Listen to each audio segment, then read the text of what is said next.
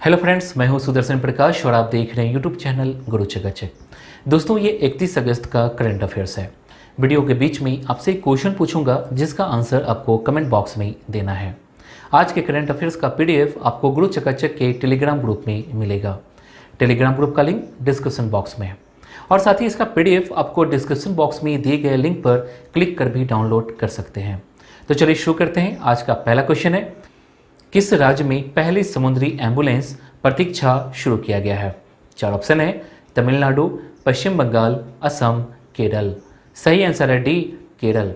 केरल के मुख्यमंत्री पिनराई विजयन के द्वारा केरल तिरुवनंतपुरम जिले के विझिंजाम गांव में प्रतीक्षा नाम की पहली समुद्री एम्बुलेंस सेवा की शुरुआत की गई है।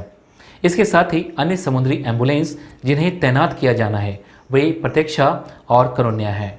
प्रतीक्षा को एर्नाकुलम में और करुण्या को कोझिकोड में तैनात किया जाएगा। अब प्रतीक्षा के बारे में जानते हैं। प्रतीक्षा केरल सरकार के मत्स्य विभाग के लिए कोचीन शिपयार्ड लिमिटेड द्वारा निर्मित 3 पूर्ण सुसज्जित समुद्री एम्बुलेंस नाम की श्रृंखला में पहली नाव है। इन्हें 6.08 करोड़ रुपए की लागत के साथ समुद्र में दुर्घटनाओं के दौरान मछुआरों के जीवन को बचाने के लिए बनाया गया है। इस नाव को भारतीय मत्स्य प्रौद्योगिकी संस्थान ने शिपिंग भारतीय रजिस्ट्री के निर्देशों के अनुसार डिजाइन किया है। अब केरल के बारे में जानते हैं। केरल भारत का एक राज्य है। इसकी राजधानी तिरुवनंतपुरम है। मलयालम यहाँ की मुख्य भाषा है। केरल में शिशुओं की मृत्यु दर भारत के राज्यों में सबसे कम है और स्त्रियों की संख्या पुरुषों से अधिक है। यह यूनिसेफ और विश्व स्वास्थ्य संगठन द्वारा मान्यता प्राप्त विश्व का प्रथम शिशु सौहार्द राज्य है। यहाँ के मुख्यमंत्री पिनराई विजयन हैं और राज्यपाल हैं आरिफ मोहम्मद खान। नेक्स्ट क्वेश्चन है, इसरो ने इंक्यूबेशन सेंटर स्थापित करने के लिए किसके साथ समझौता किया है? चार ऑप्शन है, बीपीयूटी, सीयूटीएम, ओयूएटी, वीएसएसयूटी। सही आंसर है डी, वीएसएसयूटी। भारतीय अंतरिक्ष अनुसंधान संगठन और वीएसएसयूटी मतलब वीर सुरेंद्र साई प्रौद्योगिकी विश्वविद्यालय ने अंतरिक्ष अनुसंधान को बढ़ावा देने इंक्यूबेशन सेंटर और वीएसएसयूटी स्पेस इनोवेशन सेंटर स्थापित करने के लिए एक समझौता ज्ञापन पर हस्ताक्षर किया है। अब जानते हैं इस साझेदारी का उद्देश्य क्या है। इस साझेदारी के तहत हाई एंड सिमुलेशन उपकरण, स्टैटिक परीक्षण सुविधा और ठोस प्रणोदय अनुसंधान प्रयोगशाला जैसी लघु परीक्षण सुविधाएं विकसित किया जाएगा और स्केल डाउन मॉडल के लिए परीक्षण सुविधाओं की स्थापना भी किया जाएगा।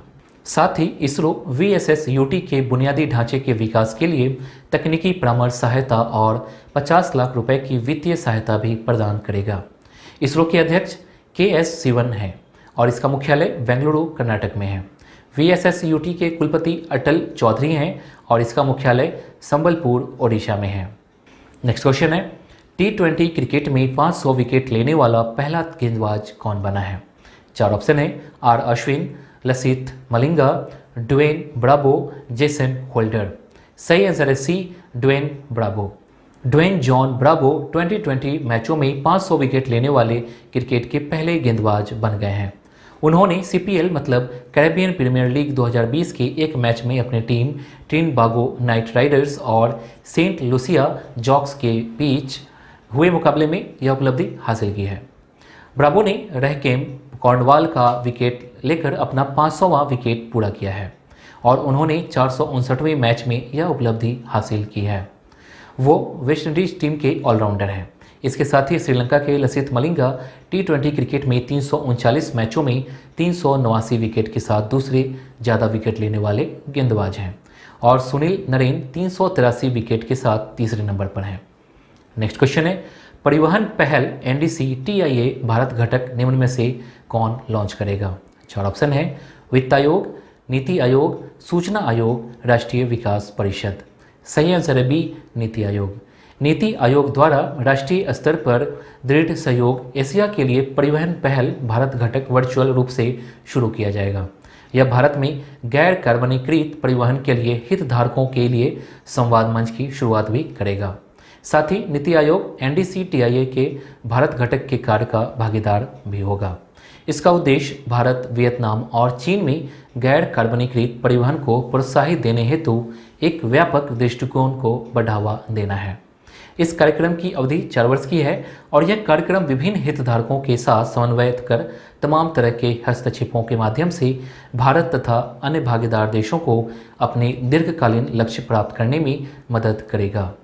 इसे जर्मनी के पर्यावरण, प्रकृति संरक्षण एवं परमाणु सुरक्षा मंत्रालय के अंतर्राष्ट्रीय जलवायु पहल का समर्थन प्राप्त है और इस कार्यक्रम को 7 अंतर्राष्ट्रीय संस्थाओं के समूह द्वारा लागू किया जाएगा। इसका लक्ष्य ग्रीन हाउस गैस और परिवहन मॉडलिंग की क्षमता को मजबूत करना है। देश में गैर कार्बनीकृत परिवहन हेतु हितधारकों के लिए संवाद मंच की शुरुआत करना और जलवायु परिवर्तन से निपटने में परिवहन क्षेत्र संबंधी कार्यों का वित्त पोषण करना है। नीति आयोग के मुख्य कार्यकारी अधिकारी अमिताभ कांत हैं। नेक्स्ट क्वेश्चन है, किस देश के थरंगा परनविताना ने क्रिकेट से संन्यास लिया है? 4 ऑप्शन है, पाकिस्तान, श्रीलंका, ऑस्ट्रेलिया, न्यूजीलैंड। सही आंसर है बी, श्रीलंका। श्रीलंका के सलामी बल्लेबाज निसात थरंगा परनविताना ने अंतर्राष्ट्रीय क्रिकेट के सभी प्रारूपों से संन्यास लेने की घोषणा की है। उन्होंने 32 टेस्ट मैचों में श्रीलंका का प्रतिनिधित्व किया है, जिसमें 2 शतक और 11 अर्धशतक सहित 1792 रन बनाए हैं। उन्होंने फरवरी 2009 में पाकिस्तान के खिलाफ पदार्पण किया और नवंबर 2012 में राष्ट्रीय टीम के लिए अपना आखिरी मैच खेला था। प्रथम श्रेणी क्रिकेट में वह 12,522 रन के साथ श्रीलंका के सबसे ज़्यादा रन बनाने वाले खिलाड़ी हैं। अब श्रीलंका के बारे में जानते हैं। श्रीलंका दक्षिण एशिया के हिंद महासागर के उत्तरी भाग में स्थित एक द्वीपीय देश है।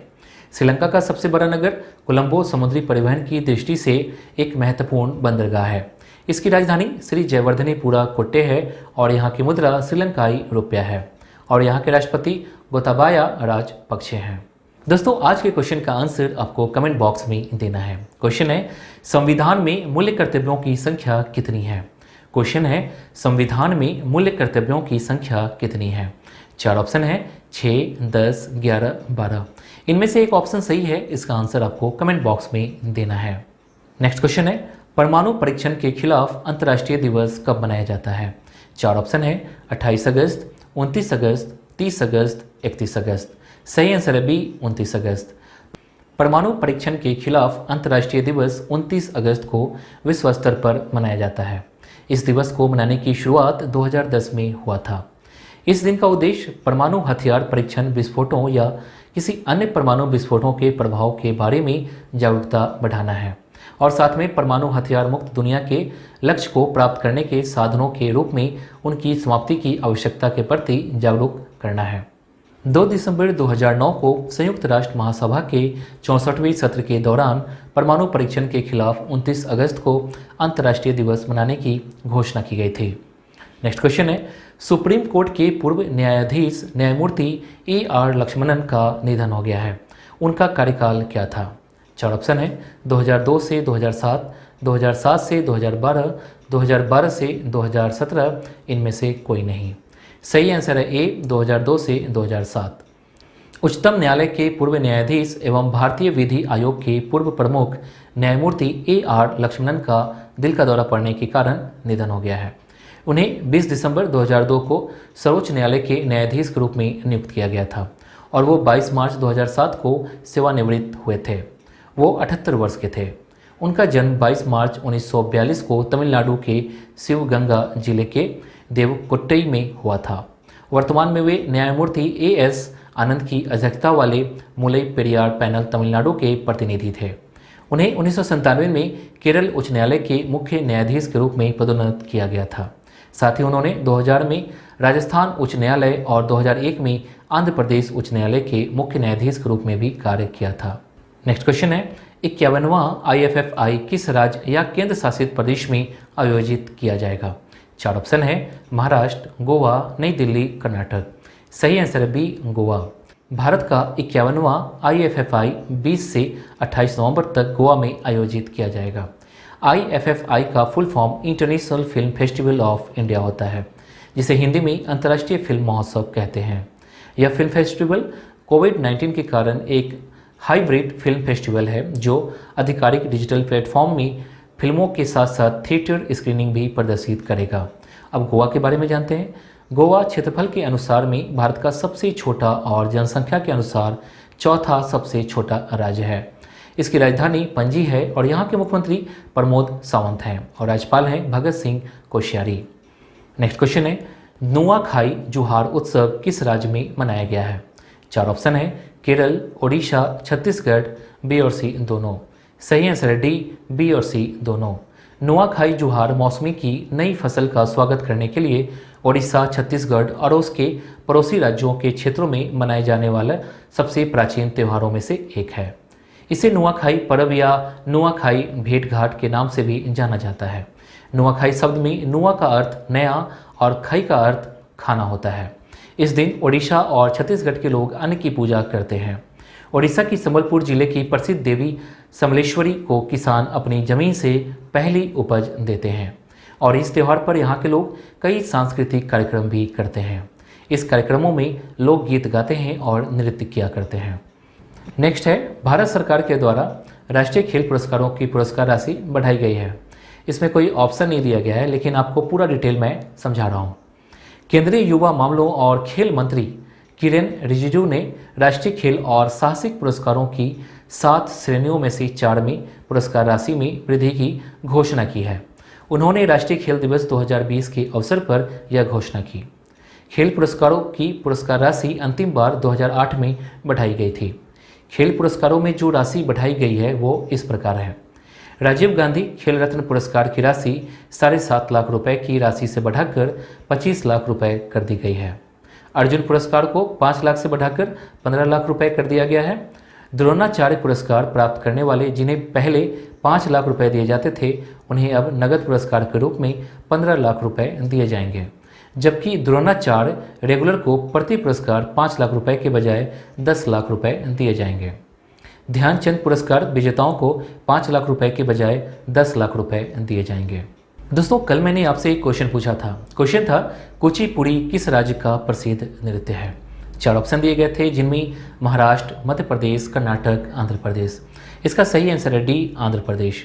कुचिपुड़ी आंध्र प्रदेश राज्य की प्रसिद्ध नृत्य शैली है। यह पूरे दक्षिण भारत में प्रसिद्ध है। इस नृत्य का नाम कृष्णा जिले के देवी तालुक में स्थित कुचिपुड़ी गांव के ऊपर पड़ा है और यहाँ के रहने वाले ब्राह्मण इस पारंपरिक नृत्य का अभ्यास करते हैं। परंपरा के अनुसार कुचिपुड़ी नृत्य केवल ब्राह्मण समुदाय के पुरुषों द्वारा किया जाता था। ये ब्राह्मण परिवार कुचिपुड़ी के भागवत थालुक कहलाते थे। प्रचलित कथाओं के अनुसार कुचिपुड़ी नृत्य की पुनर्परिभाषित करने का कार्य सिद्धेंद्र योगी नामक एक कृष्ण भक्त संत ने किया था। प्रतिष्ठित गुरु जैसे वेदांतम लक्ष्मी नारायण, चिंता कृष्णामूर्ति और तादिपल्ली पेराया ने महिलाओं को इसमें शामिल कर नृत्य को और समृद्ध बनाया है। आज का क्वेश्चन मैं पहले ही पूछ चुका हूँ, फिर भी आपको यहाँ क्वेश्चन दिख रहा है, इसका आंसर आपको कमेंट बॉक्स में देना है। तो दोस्तों, आज के लिए बस इतना ही। उम्मीद है कि ये वीडियो आपको पसंद आई होगी। पसंद आई तो वीडियो को लाइक कीजिए और अपने दोस्तों के साथ ये वीडियो शेयर जरूर कीजिए। और हाँ, अगर आपने अभी तक इस चैनल को सब्सक्राइब नहीं किया है तो प्लीज़ कर लीजिए। साथ ही बेल आइकन पर प्रेस कर लीजिए ताकि नए वीडियो की नोटिफिकेशन सबसे पहले आपको मिल सके। Thank you.